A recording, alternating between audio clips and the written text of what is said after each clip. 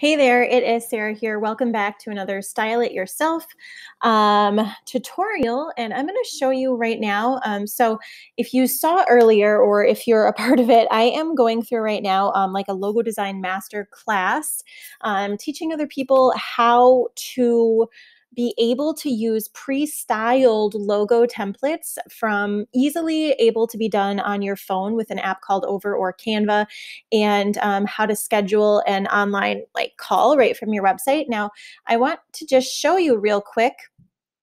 So first of all, I have, a website design studio, Sarah Michaels Studio for next level business branding and website design, in addition to the other things that I offer, which are now up until this up until this year and this point in my business, I was offering like one-on-one services for clients. And now I'm kind of just like phased out and going into a different side of my business. So I still own my design studio. I still have a team, I'm still training, but I'm phasing out of that. So the first thing is I don't want this like booking logo thing to be listed on my website necessarily. I don't want someone to be able to find that on a drop-down menu. So the first thing I did was I hid that from the menu.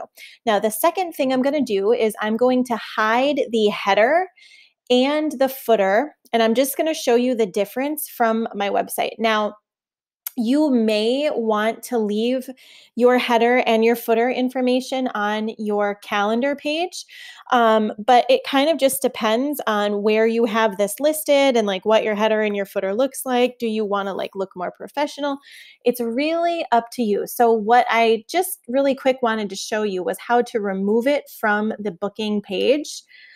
So if you go over to the editor dashboard, so you click on Edit Site. My editor is so slow, and I think it's because my poor computer is doing like 5 billion things at once, because I just am uploading a masterclass that's an hour long, and I'm uploading about 47 pre-styled logo designs to the site right now as we speak. So my computer's like, whoa, Sarah, what are you doing to me?